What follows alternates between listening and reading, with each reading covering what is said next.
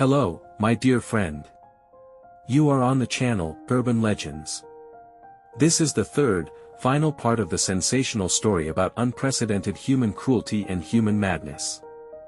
This story is about the Charles Manson cult. In the meantime, subscribe to the channel and like this video. If you are ready, then we begin. Sharon alone was stabbed 16 times. Later, Atkins soaked a towel in the blood of the brutally murdered actress and wrote the word "pig" on the wall. Roman Polanski's beautiful wife, whose kindness and sincerity were admired by those around her, died at the age of 26 at the hands of people who did not even know who she was. The criminals only learned the names of the victims the next day, from the news.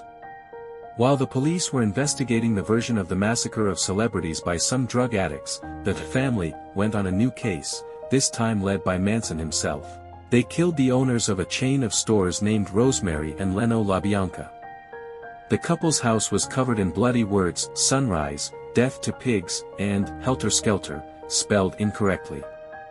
The crimes were not connected to each other. The police believed that the second series of murders were committed by copycats. At the Spahn Ranch, law enforcement officers were brought in on suspicion of car theft.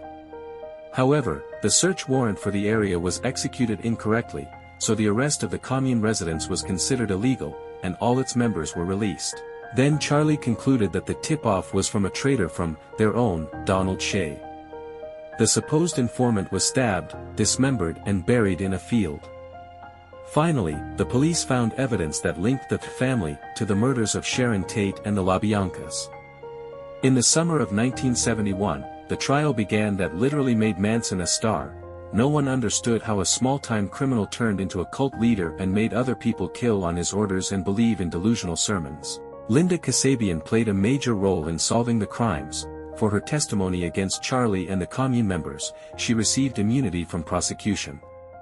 Many of the gang's founders' children later gave interviews where they called Manson a man with the strongest hypnotic abilities, a competent manipulator, and most importantly, a man with whom they were so in love that they easily agreed to any atrocities for his approval. After his arrest, the girls continued to support Charlie, just like him, drawing oblique crosses on their foreheads as a sign that they had crossed themselves out of the world of power.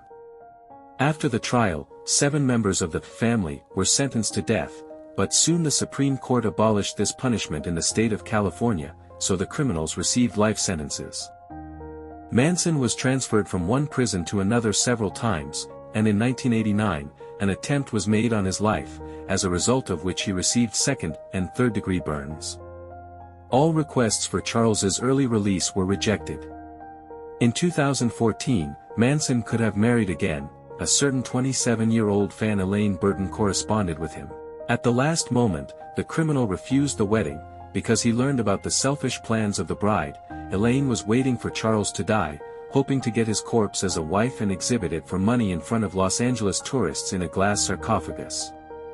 In January 2017, the media reported that the criminal was seriously ill. On November 19, he died in a clinic at the age of 83. And although the public openly recognized Charles Manson as a monster, the precedent of his creation of a destructive organization has become an integral part of popular culture. Several documentaries, the TV movie Helter Skelter, the series Mindhunter, the drama So Said Charlie, and finally, Tarantino's Once Upon a Time in Hollywood, dedicated to the 50th anniversary of the events of 1969, all this once again retold the story of a maniac manipulator. Was he a crazy schizophrenic or a vengeful criminal? Criminologists and psychotherapists are still arguing about this. One thing is certain, Charles Manson knew how to plant ideas in people, masterfully manipulate them and push them to commit crimes that still make your blood run cold.